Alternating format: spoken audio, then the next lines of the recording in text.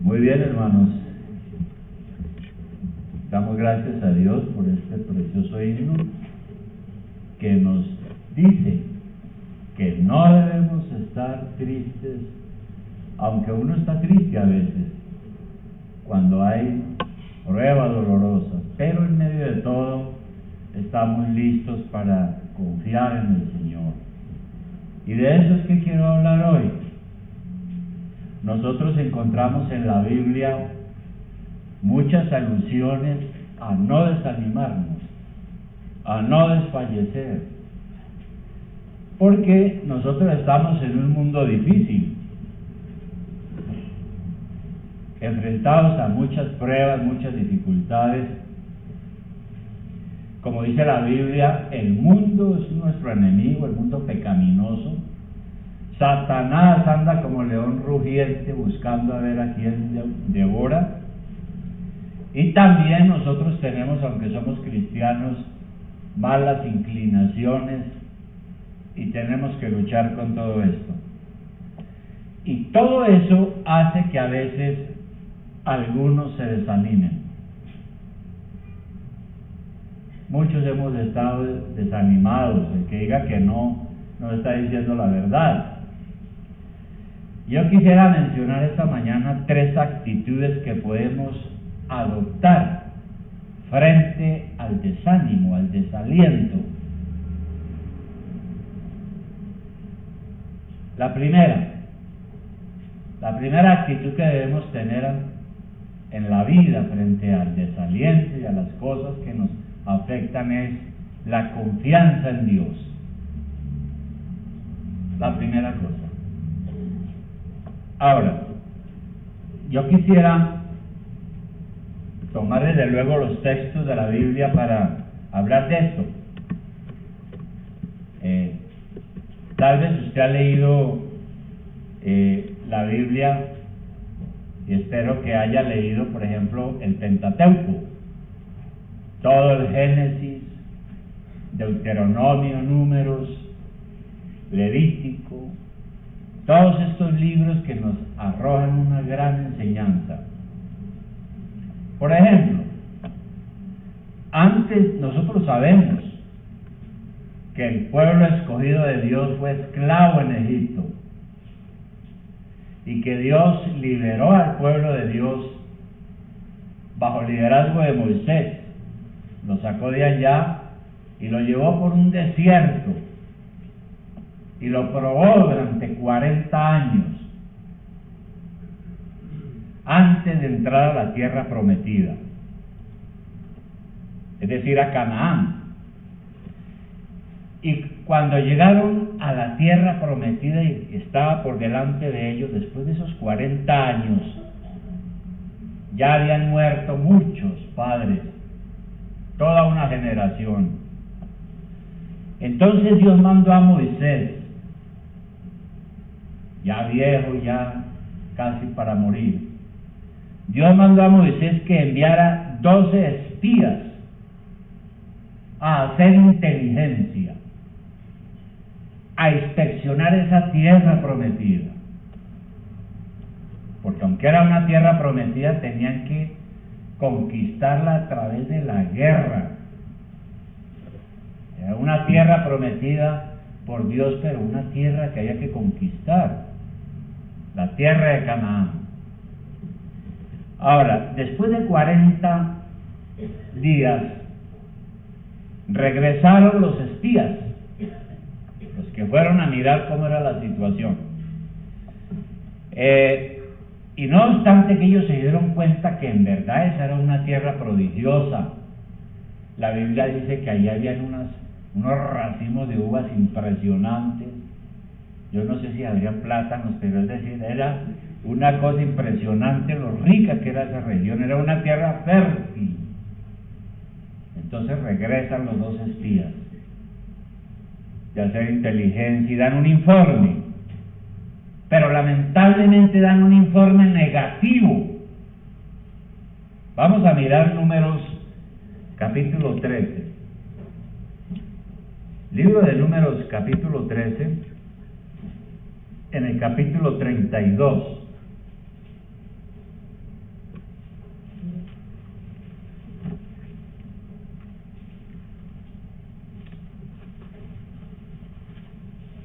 Libro de Números, capítulo 13, versículo 32. Es la historia, usted la puede leer, pero aquí es el momento cuando regresan esos espías. Dice: y hablaron mal entre los hijos de Israel de la tierra que habían reconocido, diciendo: la tierra por donde pasamos para reconocerla es tierra que traga a sus moradores. Y todo el pueblo que vimos en medio de ella son hombres de grande estatura. También vimos allí gigantes, hijos de Anac, raza de los gigantes, y éramos nosotros a nuestro parecer como langostas, y así les parecíamos a ellos. Entonces, ese fue el informe que dieron los dos espías. Negativo. Sin embargo, hubo dos de esos espías que hablaron de otra manera, y especialmente uno, que para mí es uno de los hombres admirables. Este hombre se llamaba Caleb. ¿Qué dijo él en el versículo 30, un poco antes? Entonces Caleb hizo callar al pueblo delante de Moisés y dijo: subamos luego y tomemos posesión de ella, porque más podremos nosotros que ellos. Entonces hubo dos maneras de ver la situación. 10 que vienen con un informe diciendo: no, que vamos a ir por allá nos van a matar. Eso es gente terrible, nosotros no podremos con ellos. Y hubo dos, que fue Josué y Caleb, que dijeron: no, eso no es así, Dios está con nosotros, podemos más que ellos, subamos y poseamos la tierra. Ahora, Dios castigó a toda una generación por incrédula. A ninguno de 20 años arriba se le permitió entrar a la tierra prometida. Solamente fue exceptuado estos dos espías que dieron un buen informe. Ahí mismo en Números, en el capítulo 14, ahora en el versículo 24, está el registro. Y podemos leer desde el 20. Números 14, 20. Dice: entonces Jehová dijo: yo le he perdonado conforme a tu dicho, mas tan ciertamente como vivo yo y mi gloria llena toda la tierra, todos los que vieron mi gloria y mis señales que he hecho en Egipto y en el desierto, y me han tentado ya 10 veces y no han oído mi voz, no verán la tierra de la cual juré a sus padres. No, ninguno de los que me han irritado la verá. Pero a mi siervo Caleb, por cuanto hubo en él otro espíritu, y decidió ir en pos de mí, yo le meteré en la tierra donde entró, y su descendencia la tendrá en posesión. En Caleb hubo otro espíritu, es decir, otra actitud, otra manera de pensar. Fue alguien que pensó y dijo: no, ¿cómo así? Dios está con nosotros. Más poderoso es Dios que todo lo que nos rodea, y el Señor ha prometido que poseeremos la tierra, que Él nos juró desde la antigüedad. Entonces él confió en Dios. Tener otro espíritu es confiar en Dios en medio de las cosas difíciles. La segunda actitud que creo que debemos de tener es la paciencia en Dios, que es lo que nos falta a muchos. Ahora, cuando al comienzo vimos que el Señor manda esos espías allí y vienen con ese informe negativo, pasaron 40 años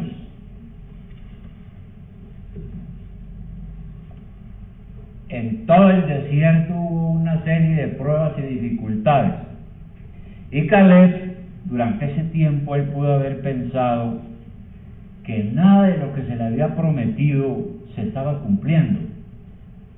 Y ya había pasado mucho tiempo. Y Caleb hubiera podido desfallecer, perder la fe o dudar. Haber hecho lo mismo que hizo el pueblo incrédulo, porque siempre fue incrédulo.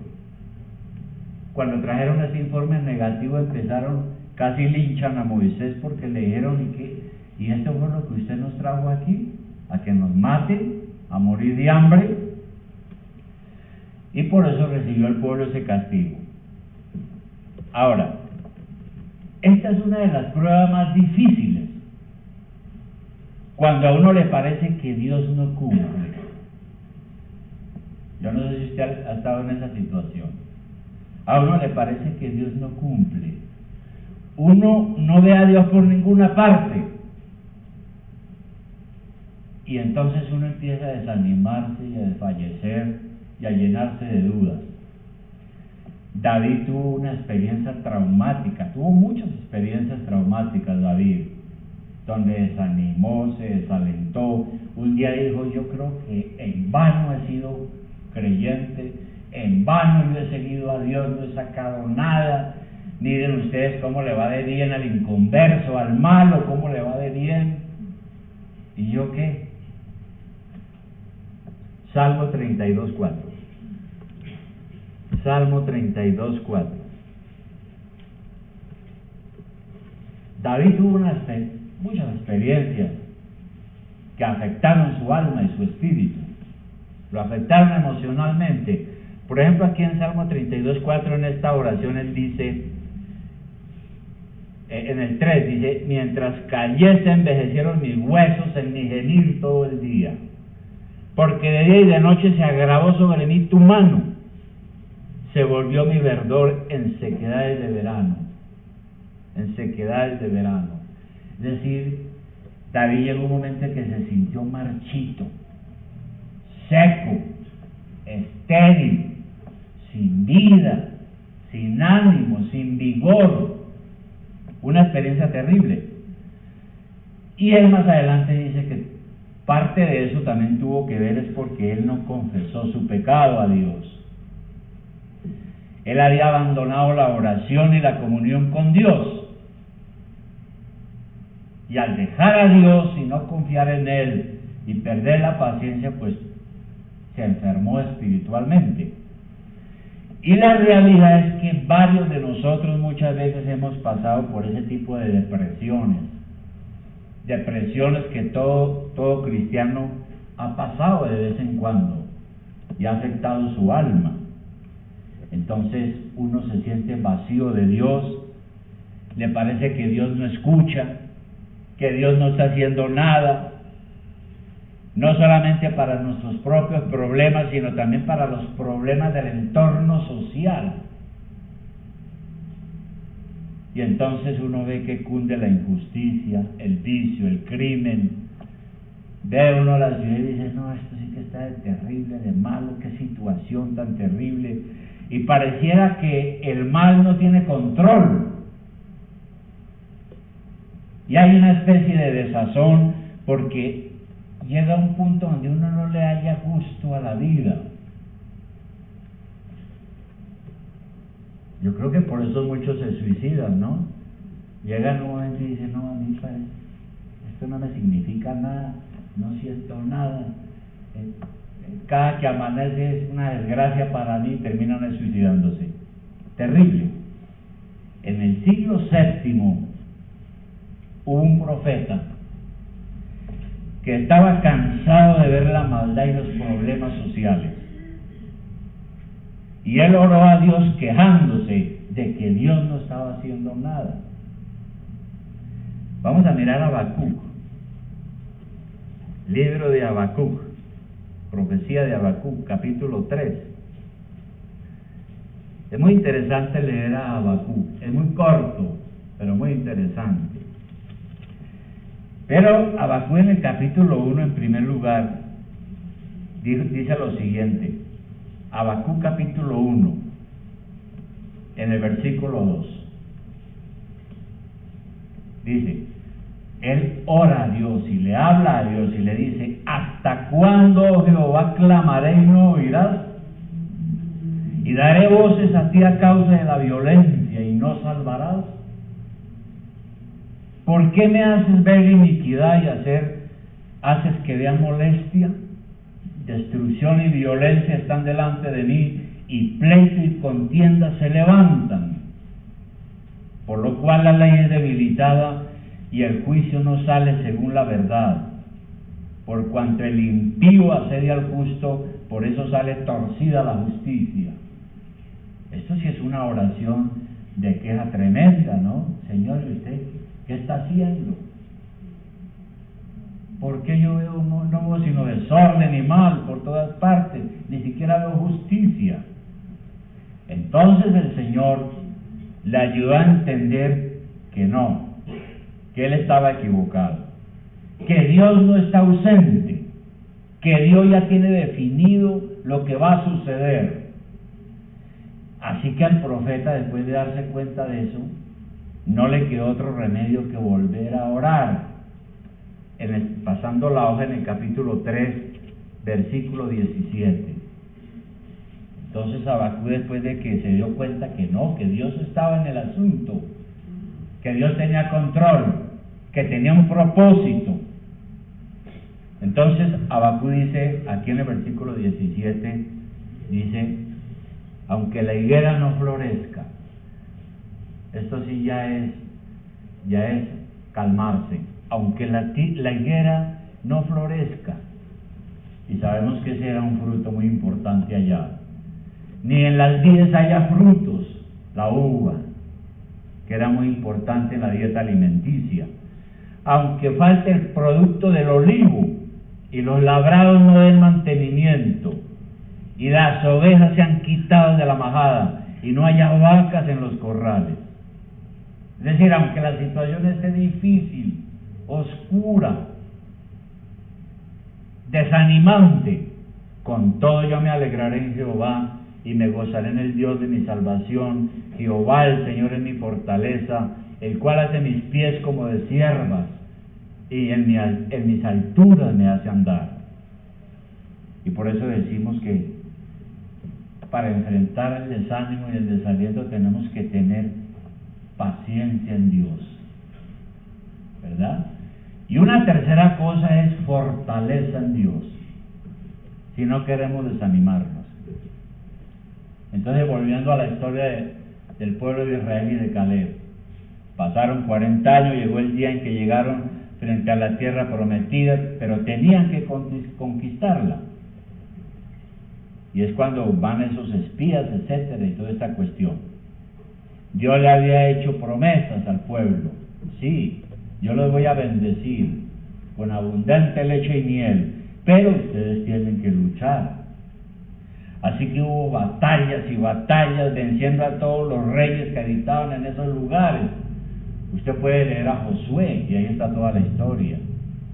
Y llegó el momento, ya cuando poseyeron la tierra y todo este asunto, y llegó el momento en que se repartió la tierra de Canaán a los hijos de Israel, después de la conquista.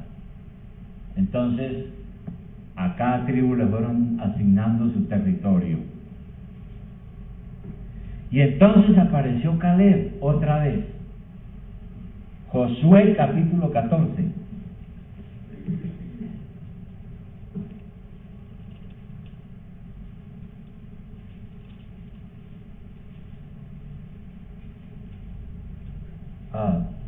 Josué capítulo 14, versículo 6. Aparece Caleb a la repartición.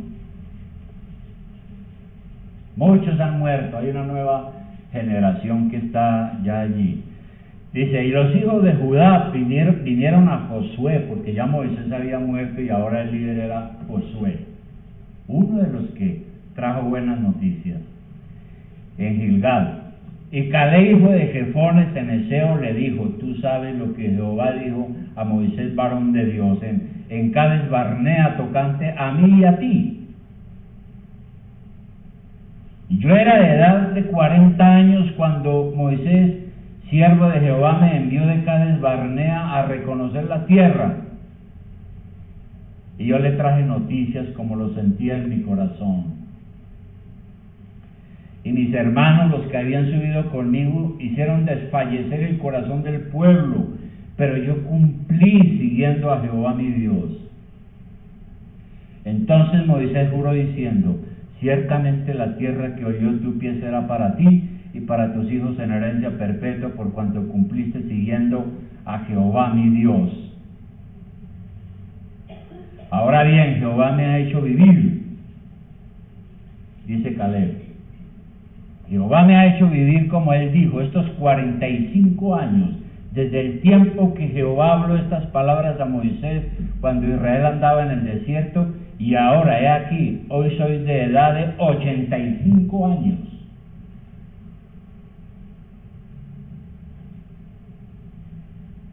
Todavía estoy tan fuerte como el día que Moisés me envió. ¿Cuál era mi fuerza entonces? Tal es ahora mi fuerza para la guerra y para salir y para entrar. Entonces mire usted, Caleb hubiera podido decir a los 85 años: bueno, yo ya estoy viejo, no aspiro a nada, no quiero nada, yo quiero mi jubilación, ¿no? Ya he batallado harto. Pero ¿qué fue lo que dijo Caleb? En el versículo 12. Le dice al Señor: Señor, tú me has dado salud, estoy fuerte. En el 12, dame pues ahora este monte, del cual habló Jehová aquel día, porque tú oíste en aquel día que los anaseos están allí y que hay ciudades grandes y fortificadas. Quizá Jehová estará conmigo y los echaré como Jehová ha dicho. Josué entonces le bendijo y dio a Caleb, hijo de Jefone, a Hebrón por heredad. Entonces Caleb en su oración pensó de otra manera, ¿no? Él no desfalleció, creyó a Dios, no se asustó frente a las circunstancias difíciles, sino confió en la palabra del Señor y le dijo: Señor, gracias por la salud, pero dame a Hebrón. Y así fue. Caleb conquistó a Hebrón.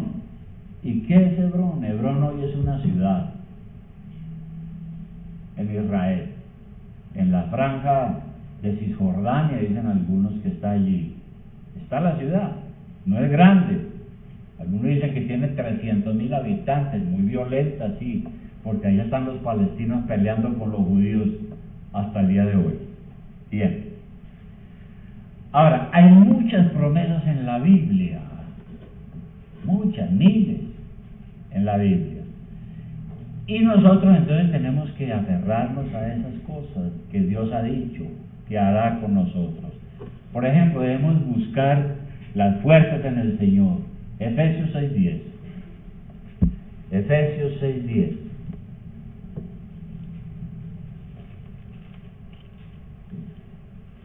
Efesios 6:10. ¿Qué dice allí? En Efesios 6:10 dice: por lo demás, hermanos míos, ya esto es para nosotros, para la iglesia. Por lo demás, hermanos míos, fortaleceos en el Señor y en el poder de su fuerza.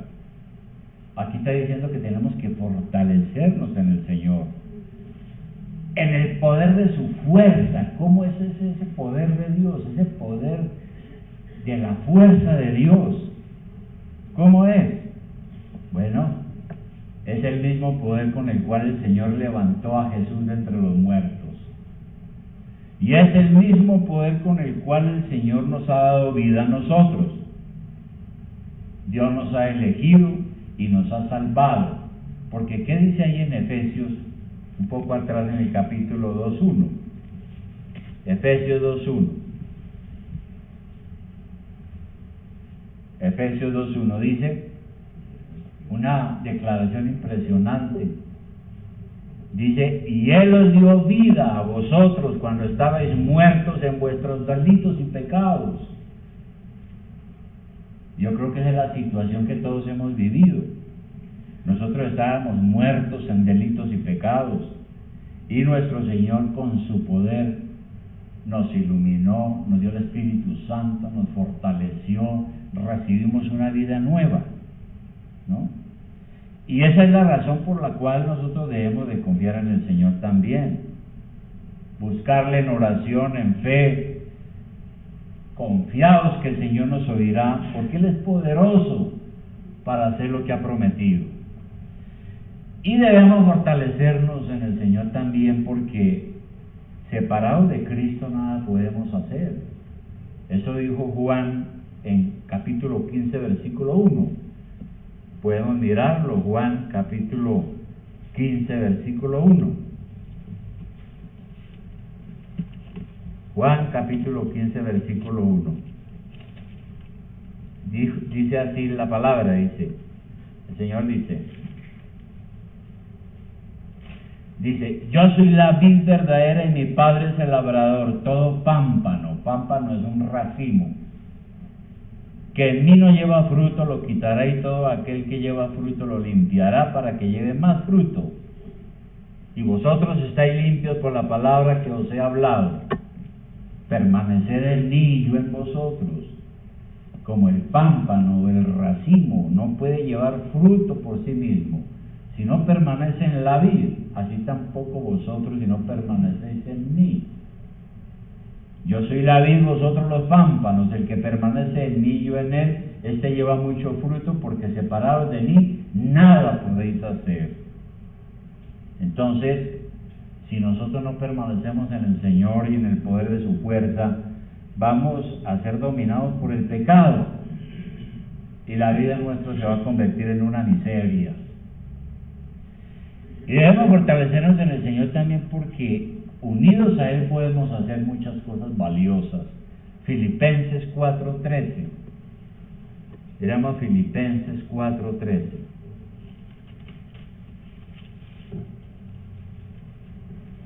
Filipenses 4:13. El apóstol Pablo, examinando su propia vida y muchas cosas, dijo lo siguiente, dijo, todo lo puedo en Cristo que me fortalece, ¿no?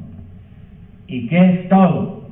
Todo no significa todo absolutamente, ¿no? Porque es que algunos creen que el versículo es para uno decir entonces que uno puede hacer cosas hasta imposibles. Y algunos dicen, no hay imposible, pero es todo lo que es de acuerdo a la voluntad de Dios. Pero también eso significa es que el Señor nos da entendimiento bajo toda circunstancia para enfrentar y resolver nuestras situaciones difíciles. Puede que en ocasiones nos sintamos sin fuerzas, pero si oramos y confiamos, nuestro Señor nos aclara las situaciones. Pablo dijo eso para enseñarnos que en el Señor podemos soportar las pruebas.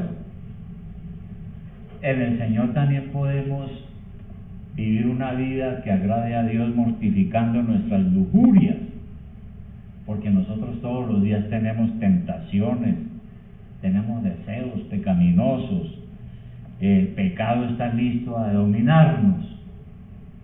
Y también podemos cumplir con nuestros deberes. Por eso Pablo decía arriba, si usted mira en el versículo 11, ahí donde estamos, dice Pablo, antes de decir que todo lo puede en Cristo que lo fortalece, dice, no lo digo porque tenga escasez, pues he aprendido a contentarme cualquiera que sea mi situación. Y el apóstol Pablo fue perseguido, casi matado un día, pero él dice que él se enfrentaba a toda situación, de sé vivir humildemente, tener abundancia, en todo y por todo estoy enseñado, así para estar saciado como para tener hambre, así para tener abundancia como para padecer necesidad. Todo lo puedo en Cristo que me fortalece. Y por eso decimos que en el Señor podemos cumplir con nuestros deberes, seguir enfrentando la vida y las situaciones difíciles, porque lo tenemos a Él. Y todos los retos los podemos cumplir con la gracia de Dios. Y porque su gracia es suficiente, segunda de Corintios 12:9. Segunda de Corintios 12:9.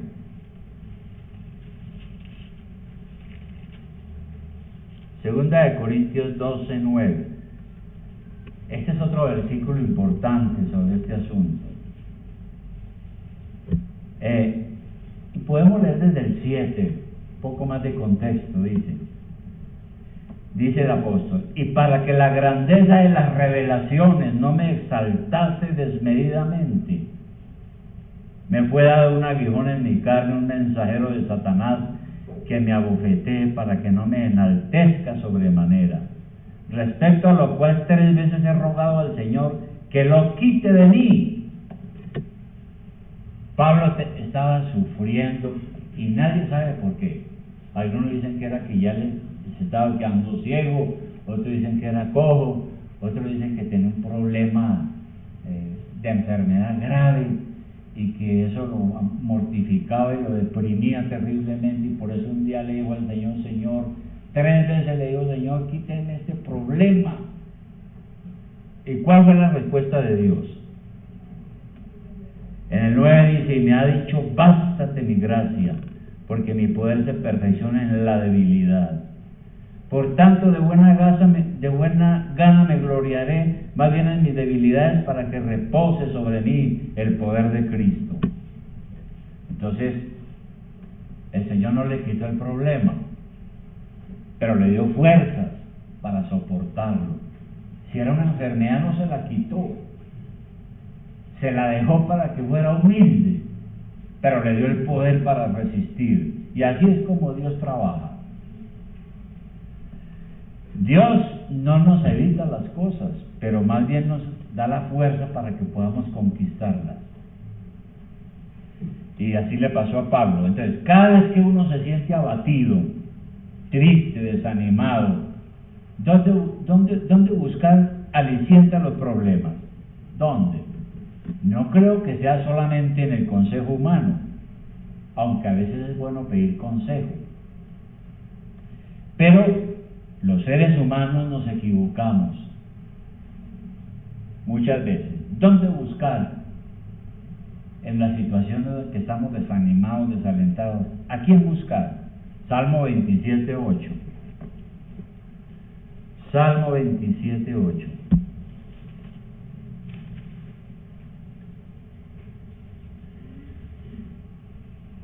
Dice David lo siguiente, dice: mi corazón ha dicho de ti, dice David, buscad mi rostro, tu rostro buscaré, oh Jehová.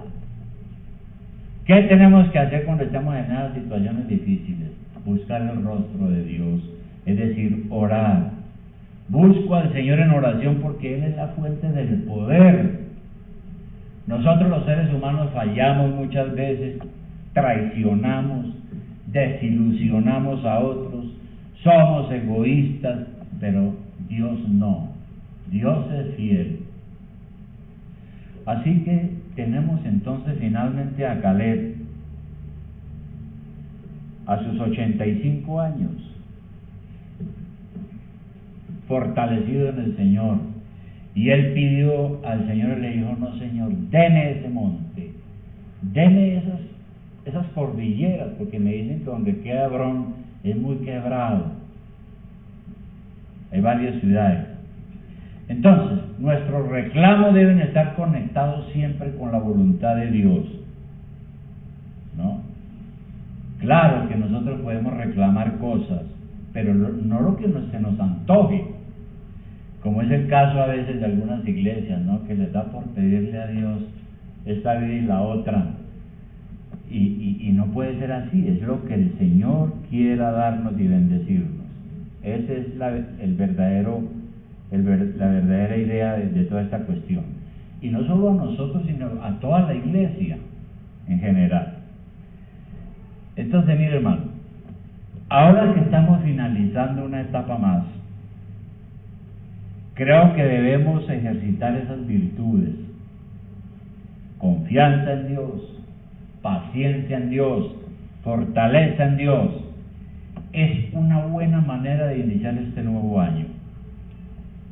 Ahora, por supuesto que Dios es soberano y que Él dispone todas las cosas según su voluntad, pero nos ha encargado a nosotros la responsabilidad de confiar, esperar y depender de Él. Uno no puede pensar, bueno, lo que ha de ser será, y acostarse a dormir. Mejor orar y decir, Señor, aquí estoy a tu servicio. Gracias por la salud que me das, aún tengo fuerzas para vencer. Como lo dijo Caleb. Entonces, hermano, ¿cómo se siente usted frente al futuro? ¿Cómo se siente usted? ¿Confiado o temeroso? Y eso es normal, a veces uno se pone a examinar todo y le entra cierto miedo. Somos humanos. Bueno, David dijo en una ocasión, Señor, en tus manos están mis tiempos. Y así es, nuestros días están contados, sí, pero están en las manos de Dios. Nunca el Señor enseñó que la salvación era un seguro contra todo, como están enseñando falsamente algunas iglesias, ¿no? Que le dicen a uno, tenga fe, y usted nunca se enferma, no será pobre, usted nunca esto, nunca aquello. No, la salvación no es un seguro contra todo, al contrario. ¿Qué dijo Jesús en Juan 16:33 finalmente? Juan 16:33. Juan 16:33.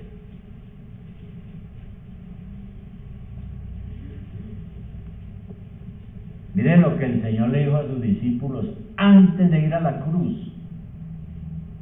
Antes de ir a la cruz. 32. Juan 16:32 les dijo, he aquí la hora viene. Y ha venido ya en que seréis esparcidos cada uno por su lado, porque después de la muerte de Cristo, los apóstoles fueron, muchos de ellos asesinados, muchos fueron ejecutados. Y me dejaréis solo, mas no estoy solo porque el Padre está conmigo. Estas cosas os he hablado para que en mí tengáis paz. En el mundo tendréis aflicción, pero confiad, yo he vencido al mundo. Entonces, lo que le dice el Señor a sus discípulos y a nosotros es, en el mundo tendréis aflicción. Y en el griego hay una palabra que traduce lo mismo, y la idea es, ustedes en el mundo tendrán presión, estarán bajo presión por muchas cosas, debido a que son cristianos, pero confíen, yo he vencido el mundo. Entonces nuestro Señor nos da la fe, el ánimo, el coraje para seguir adelante. De manera, hermano, que encuentra usted realmente esa fortaleza en el Señor. ¿La encuentra usted realmente? Es la pregunta que debemos de hacernos. El Señor nos da fe, ánimo, coraje, resolución, fortaleza en la debilidad. Vamos a orar.